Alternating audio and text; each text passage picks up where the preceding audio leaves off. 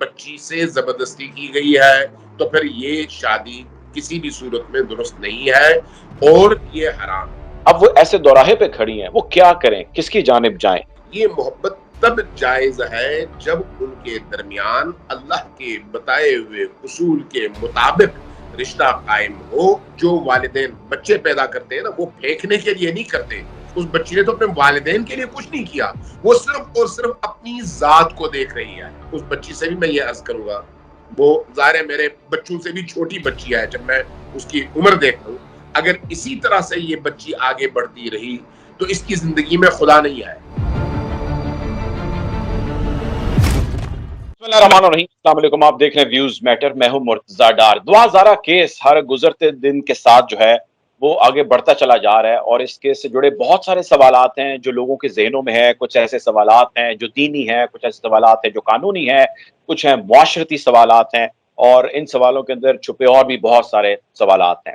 آج میں نے اس حوالے سے علامہ امین شہیدی صاحب کو ریکویسٹ کی، ان کی مہربانی، انہوں نے ہمارے لیے وقت نکالا۔ کچھ مسئلے ہیں، کچھ معاملات ہیں جو معاشرتی تو ہیں ہی، ہم اس کے حوالے سے بھی بات کریں گے، لیکن کچھ دینی بھی معاملات ہیں، کچھ دین سے جڑی چیزیں ہیں جو اس کیس کے حوالے سے انڈر ڈسکشن ہے، اس کے حوالے سے ہم علامہ صاحب سے آج بات چیت کریں گے۔ بہت شکریہ آپ کا علامہ صاحب، ہمارے لیے وقت نکالنے کے لیے، ہمارے ناظرین کے لیے وقت نکالنے کے لیے۔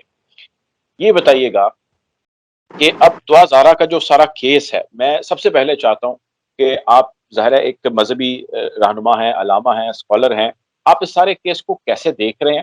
اور یہ بتائیے کہ دین کی روح سے جو نکاح ہے اس کو لے کے کچھ کنفیوژنز ہیں، کچھ ابہام ہیں، کچھ لوگ کہتے ہیں ولی کی اجازت ہونی چاہیے، کچھ کہتے ہیں اجازت کی ضرورت نہیں ہے، کچھ کہتے ہیں رشد ہونا ضروری ہے، کچھ کہتے ہیں ضروری نہیں ہے۔ آپ اگر ہمیں اس کے شرائط کے حوالے سے اور جو دین وضع کرتے ہیں اس حوالے سے بتا سکیں۔ بسم اللہ الرحمن الرحیم۔ ڈار صاحب بہت بہت شکریہ، آپ نے اس پروگرام کے حوالے سے میرے ویوز لینے کے لیے آج رابطہ کیا ہے۔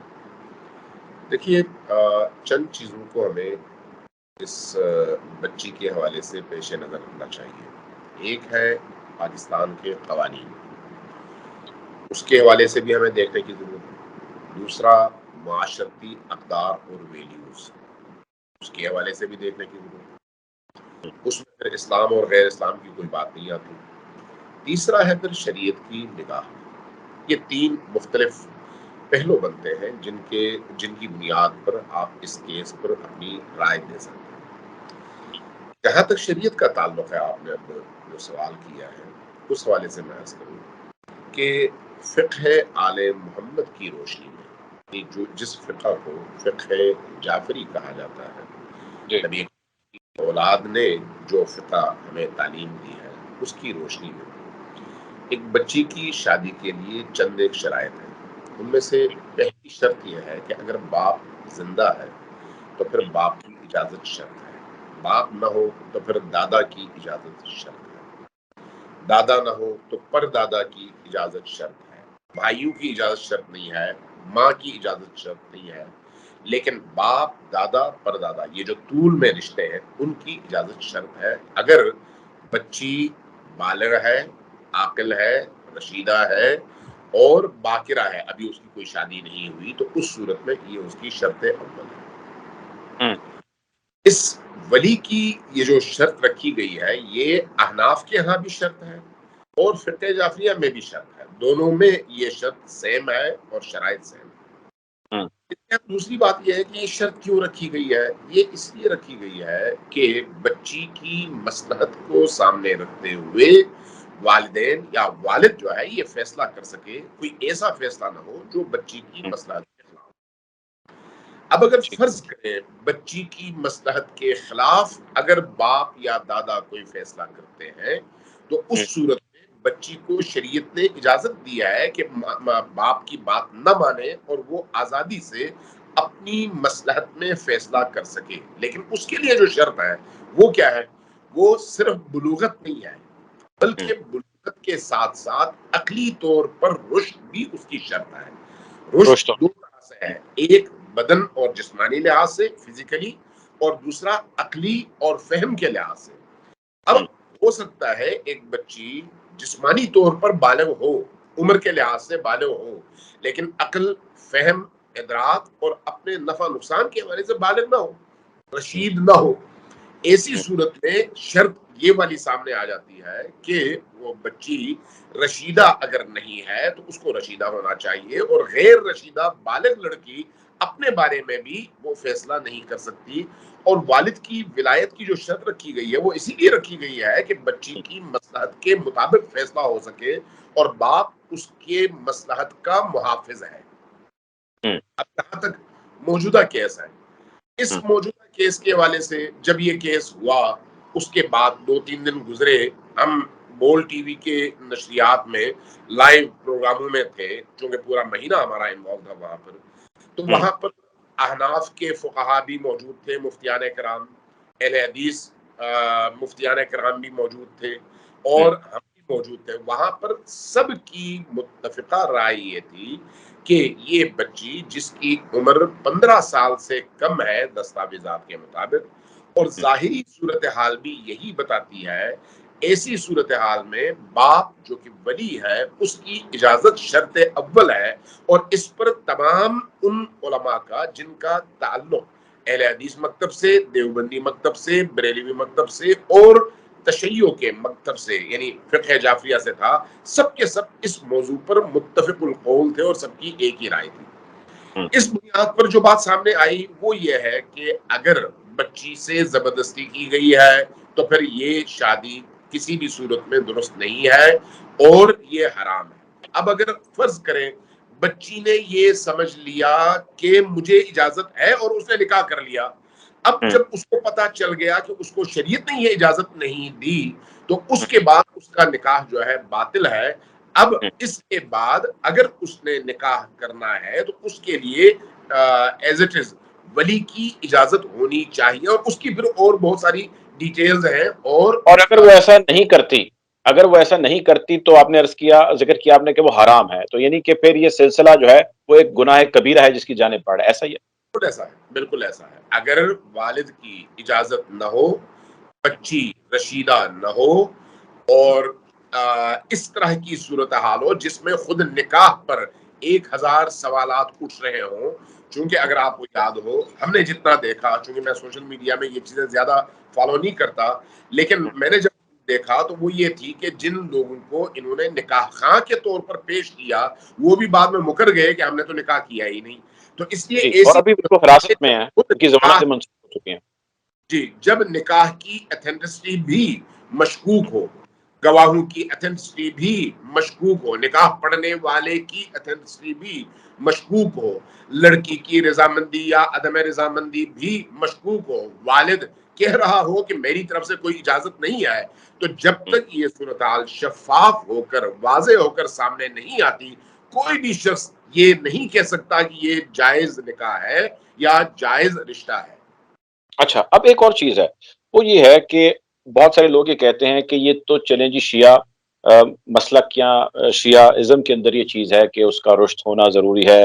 پھر وہ یہ کہتے ہیں کہ یہ ان کے لیے ضروری ہے کہ اس کا ولی اجازت دے، جبکہ پاکستان کا جو قانون ہے، جو قوانین یہاں پر نافذ ہیں، وہ اجازت دیتے ہیں اس لڑکی کو کہ وہ اس کا میاں چونکہ اہل سنت سے تعلق رکھتے ہیں، جو ہمارے تک اطلاعات ہیں، وہ یہ کر سکتا ہے. یہ ان کا لافل رائٹ ہے جو اسٹیٹ ان کو دے رہی ہے. آپ بتا سکتے ہیں کہ اس ریلیجس بلیف میں اور جو قانون نافذ ہے اس میں مماثلت ہے یا کہیں پہ کوئی کانٹرڈکشن ہے؟ یعنی یہ واضح طور پر ٹکراؤ ہے. اس ٹکراؤ کی اور بھی بہت ساری مثالیں ہیں. آپ کی بھی پاکستان کے مدرسے کے محتمم سے، فقیہ سے اور مفتی سے پوچھ لیں، چاہے وہ اہل حدیث میں سے ہوں یا دیوبندی ہوں یا بریلوی ہوں، آپ کسی سے بھی پوچھ لیں کہ اگر میاں اور بیوی عدالت میں جاتے ہیں اور عدالت میں بجائے اس کے کہ شوہر طلاق دے، عدالت طلاق پر سائن کر دے، عدالت کی طرف سے طلاق ہو، شوہر طلاق نہ دے رہا ہو، تو کیا یہ طلاق ہوتی ہے یا نہیں؟ تو تمام کے تمام مفتیان اعظام، چاہے دیوبندی ہوں، بریلوی ہوں یا اہل حدیث ہوں یا شیعہ، سب کہیں گے کہ عدالتی طلاق کی شرعی کوئی حیثیت نہیں ہے، اور یہ طلاق نہیں ہے، وہ آپس میں میاں بیوی ہیں. اس کا مطلب یہ ہے کہ ہو سکتا ہے ریاست نے اس طرح کا قانون بنایا ہو لیکن وہ قانون شریعت سے ٹکراتا ہو. اسی طرح سے نکاح کا قانون ہے. نکاح میں اگر ولی اجازت نہ دے اور نکاح کی شرائط پوری نہ ہو تو اس صورت میں چاہے ریاست اجازت دے نہ دے، چاہے وہ قانون سازی کرے نہ کرے، اللہ کے قانون سے چونکہ وہ ٹکراتا ہے، اس لیے وہ نکاح نہیں ہے. چونکہ نکاح یہ ایک شرعی اصطلاح ہے، شرعی اصطلاح کی ڈیفینیشن بھی شریعت بیان کرے گی، ایک جج بیان نہیں کرے گا. جب شریعت بیان کرے گی تو شریعت میں بھی مفتی اپنی رائے بیان نہیں کرتا، وہ قرآن سے اور رسول کریم کی حدیث سے بیان کرے گا کہ رسول نے بھی یہ فرمایا اور قرآن نے یہ کہا ہے. چونکہ قرآن اور رسول کے حکم کو بیان کرنے کا مفتی پابند ہے، اپنی مرضی سے اپنی خواہش بیان کرے گا تو وہ اس کی خواہش اور اس کی رائے دیوار پر ماری جائے گی، اس کی کوئی حیثیت نہیں ہے، چاہے وہ کتنا بھی بڑا فقیہ ہو، کتنا بھی بڑا مجتہد ہو یا کتنا بھی بڑا مفتی ہو. لہذا شریعت کا جو حکم ہے اس کے مطابق سارے امور انجام پانے چاہیے. اگر اس سے کوئی قانون ٹکراتا ہے جو آپ کی اسمبلیاں بناتی ہیں تو ٹکرانے کی صورت میں آپ کو شریعت کے قانون کی طرف جانا پڑے گا جو کہ اللہ کا حکم ہے، اور انسانوں کے بنائے ہوئے قانون سے آپ کو روگردانی کرنی پڑے گی اور انکار کرنا پڑے گا. ٹھیک ہے. اچھا اب سر یہ جو رحمت صاحب معاملات آپ نے بیان کیے، بہت تفصیل میں آپ نے بیان کیے، یہ جڑے ہیں نکاح سے متعلق جو اس بچی کا ہوا یا اس لڑکے جس کے ساتھ وہ مبینہ نکاح یا شادی کہہ رہی ہے. اب بہت ساری چیزیں ہیں جو اس سے ویسے بھی جڑی ہیں اور لوگ اس کے حوالے سے کچھ کلیئرٹی چاہتے ہیں. مثال کے طور پہ ایک سوال جو بڑے ذہنوں میں آتا ہے اور وہ گردش کرتا ہے وہ یہ ہے کہ ایک جانب اس لڑکی کی یا اس بندے کی یا میاں بیوی جو مبینہ میاں بیوی ہیں ان کی محبت ہے، ان کا تعلق ہے، دوسری جانب ماں باپ کے ساتھ ظاہر ایک ناراضگی ہے، ایک دکھ یا تکلیف ان کو دی گئی ہے. اس سارے میں اگر تو ہو سکتا ہے دعا ذرا ہماری یہ ویڈیو بھی دیکھ رہی ہوں، آپ کا میسج ان تک بھی جائے، جو ہماری اطلاعات ہیں وہ دیکھتے ہیں ہمارے کافی زیادہ ویڈیوز، تو میں یہ چاہتا ہوں آپ اس پہ تھوڑی کلیئرٹی ایٹ لیسٹ دعا کو یا ایسی بچیوں کو ضرور دیجئے کہ ایک جانب ان کو اپنا شوہر یا مبینہ شوہر نظر آتا ہے، اس کا پیار اور ایک مستقبل نظر آتا ہے، یعنی وہ رستہ نظر آتا ہے، اور دوسری جانب وہ گلیاں یا وہ رستے جو ماں باپ کے وہ چھوڑ کے آئی ہیں اور کانٹوں سے گزر کے آئی ہیں، اب وہ ایسے دوراہے پہ کھڑی ہیں، وہ کیا کریں، کس کی جانب جائیں؟ جس جانب جائیں گی ان کو تکلیف ہوگی، اور اگر وہ میاں کی طرف جاتی ہے تو ماں باپ پچھڑ جائیں گے، ماں باپ کی طرف جاتی ہے تو ان کی خوشیاں جو ہے وہ برباد ہو جائیں گی. What should they do? دیکھیے، بنیادی طور پر ہمیں اس چیز کو دیکھنے کی ضرورت ہے کہ اس طرح کی صورتحال میں اللہ کا حکم کیا ہے. چونکہ ہم نے جواب نہ ماں باپ کو دینا ہے نہ میاں کو دینا ہے، جواب ہم نے اپنے اللہ کو دینا ہے. بے شک اللہ کا جو دیا ہوا دستور ہے اس کو فالو کرنا میری بھی ذمہ داری ہے، آپ کی بھی ذمہ داری ہے، اور باقی افراد کی بھی ذمہ داری ہے. یہ ایام قربانی کے ایام ہیں. ان ایام میں ہم قربانی پر بات کرتے ہیں. قربانی کا مطلب کیا ہے؟ یعنی اپنی خواہش کو قربان کرنا، دوسروں کی خواہش کا احترام کرنا. یہاں پر لڑکی اور لڑکے کے درمیان یہ جو محبت کا سلسلہ ہے، یہ محبت تب جائز ہے جب ان کے درمیان اللہ کے بتائے ہوئے اصول کے مطابق رشتہ قائم ہو، نکاح کا رشتہ برقرار ہو، اور اس کے نتیجے میں یہ ایک دوسرے پر حلال ہوں. اگر ایسا نہیں ہے تو پھر یہ ایک دوسرے پر حرام ہے. اگر یہ حرام ہے تو پھر ہر گزرتا لمحہ ان کو جہنم کے قریب کر دے گا. حلال ہے تو پھر باقی باتیں اس حلال کے رشتے کی بنیاد پر استوار ہوں گی. لہٰذا ہمیں ان دونوں پہلوؤں کو دیکھنے کی ضرورت ہے. ابھی یہ بچی، جیسے ابھی میں نے سنا ہے کہ میڈیکل کی رپورٹ آ گئی ہے جس کے مطابق وہ 15 سال کی مشکل ہے. اگر ایسا ہے، کہتے ہیں 15 کے زیادہ قریب، اگر ایسا ہے تو پھر پاکستان کے بنائے ہوئے قوانین کے مطابق بھی قانونی طور پر یہ رشتہ نہیں بنتا اگر ایسا ہے. اور دوسری طرف اس کے رشد اور اس کی عقل کو دیکھا جائے تو جتنے بھی اس طرح کے واقعات ہمارے سامنے ہیں، ان واقعات کو دیکھتے ہوئے اس وقت اگر آپ ایک سروے کر لیں تو آپ کو محسوس ہوگا کہ عام طور پر جب اس طرح سے کوئی بچی گھر سے بھاگ کر کوئی اس طرح کا رشتہ قائم کرتی ہے تو والدین عام طور پر منہ چھپا لیتے ہیں اور نظر انداز کر کے اپنی عزت بچاتے ہیں. لیکن یہاں پر ان والدین نے بھرپور طور پر سٹرگل کیا، جدوجہد کی، آخری مرحلے تک وہ گئے اور پوری طاقت انہوں نے استعمال کی کہ کسی طرح سے اپنی بچی تک وہ پہنچ سکیں. اس کا مطلب یہ ہے کہ والدین کو اپنی بچی عزیز ہے، اپنی بچی کا مستقبل عزیز ہے. جو والدین بچے پیدا کرتے ہیں نا، وہ پھینکنے کے لیے نہیں کرتے. اپنی قیمتی ترین متاع اور اپنی زندگی کا حاصل ان بچوں کو سمجھتے ہیں. جب ایسا ہے تو پھر وہ ان بچوں کو بچانے کے لیے آخری قدم تک اٹھاتے ہیں، جس کی مثال اس وقت یہ جو والدین ہیں یہ خود بنے ہوئے ہیں. اب اس کے مقابلے میں اس بچی نے تو ابھی کچھ بھی نہیں کیا، اس بچی نے تو اپنے والدین کے لیے کچھ نہیں کیا، وہ صرف اور صرف اپنی ذات کو دیکھ رہی ہے. لیکن یہ یاد رکھیے گا، اس بچی سے بھی میں یہ عرض کروں گا، وہ ظاہر ہے میرے بچوں سے بھی چھوٹی بچی ہے، جب میں اس کی عمر دیکھتا ہوں تو میں بڑی وضاحت کے ساتھ یہ بات کرنا چاہ رہا ہوں. یہ دنیا ایسی دنیا ہے جہاں پر آپ آواز دیتے ہیں تو آپ کی آواز آپ کی طرف پلٹتی ہے، آپ عمل کرتے ہیں تو اس عمل کا رد عمل آپ کے سامنے آتا ہے. اگر اسی طرح سے یہ بچی آگے بڑھتی رہی تو اس کی زندگی میں خدا نہیں ہے، اس کی زندگی میں رشتوں کا احترام نہیں ہے، اس کی زندگی میں حقوق والدین کے حوالے سے جو فرائض اللہ نے عائد کیے ہیں وہ نہیں ہے. جب یہ ساری چیزیں نہیں ہیں تو پھر وقتی طور پر ہو سکتا ہے لذت ہو، وقتی طور پر ہو سکتا ہے کچھ آسائشات ہوں، وقتی طور پر ہو سکتا ہے کچھ میری خواہش اور میری ضد اور میری انا کی تسکین ہو، لیکن ان دا لانگ ٹرم اس کے نتیجے میں ذلت ہے، رسوائی ہے، عتاب ہے، عذاب ہے، محرومیاں ہیں، لیکن نعمت کوئی نہیں ہے. نمبر ایک یہ ہے اس عمل کا رد عمل. اور دوسری طرف اگر خدا نخواستہ یا بہرحال اگر اللہ چاہے ان کے ہاں کوئی بچہ ہوتا ہے، وہ بچہ کل یہی عمل اپنے اس ماں اور اپنے باپ کے ساتھ کر کے ان کو بتائیں گے کہ اب چکھو کہ اس اذیت میں انسان کس طرح کی روح اور معاشرتی مشکلات کا شکار ہوتا ہے اور کن بدترین اذیتوں سے گزرتا ہے. یہ بے جواب نہیں رہنے والا عمل. اس طرح کے اعمال کے نتیجے میں انسان اس کے رزلٹ سے اور اس کے رد عمل سے محفوظ نہیں رہتا. ابھی یہ بات ان کو سمجھ نہیں آئے گی چونکہ بچے ہیں، ابھی ان کو اپنے نفع نقصان کا اندازہ نہیں ہے چونکہ یہ بچے ہیں. ابھی بھی میں ان کی کسی نے مجھے کل بتایا کہ ان سے جب انٹرویو کیا گیا انہی دنوں شاید اور ان سے کہا گیا کہ آپ اپنے والدین سے معافی مانگیں تو انہوں نے بالکل واضح طور پر کہا کہ ہم کبھی بھی یہ کام نہیں کریں گے.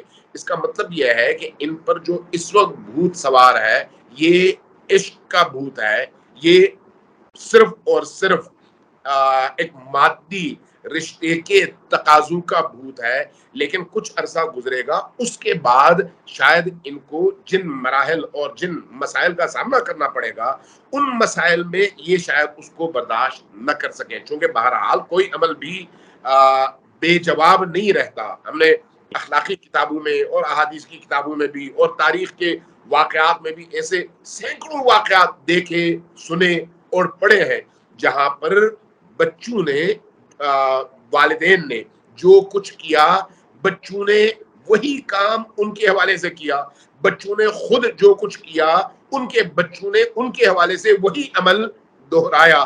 میں نے کہیں پر پڑھا تھا کہ ایک بوڑھے باپ کو بچہ کندھے پر سوار کر کے دریا کے کنارے لا کر پھینک رہا تھا دریا میں. اچھا باپ کو جب پھینک رہا تھا بچہ تو باپ نے اپنے بچے سے کہا کہ بیٹا مجھے یہاں پر نہ پھینکنا، ذرا ادھر جاؤ دوسرے مقام پر وہاں سے نیچے پھینکو. جب باپ کی یہ بات بچے نے سنی تو بچے نے پلٹ کر پوچھا کہ ابا جان آپ یہ کیوں کہہ رہے ہیں میں یہاں پر آپ کو نہ پھینکوں؟ تو جواب میں باپ نے کہا کہ بیٹا میں نے اپنے باپ کو وہاں سے پھینکا تھا. اللہ یہ ہے کہ آپ جیسا کریں گے ویسا بنیں گے، جس طرح کا بیہیویئر آپ اختیار کریں گے اسی طرح کا بیہیویئر بعد میں آپ کو ملے گا. ابھی آپ مشرف کی زندگی دیکھ لیں، جنرل مشرف کی اس وقت موت اور زندگی کی کشمکش میں ہے، کہاں وہ عروج کہاں یہ زوال. یہ آپ کو اس طرح کی ہزاروں نہیں لاکھوں مثالیں ملیں گی کہ انسان جب اس میں کچھ توانائی ہوتی ہے تو وہ اللہ کو بھول جائے، رشتوں کے تقدس کو بھول جائے، اقدار اور ویلیوز کو بھول جائے تو وقت نہیں بھولتا، فطرت نہیں بھولتی. فطرت کے آپ کو اس کا خمیازہ بھگتنا پڑتا ہے اور وہ وقت آتا ہے جب آپ کو صرف آنسو سے نہیں، خون کے آنسو سے رونا پڑ جاتا ہے.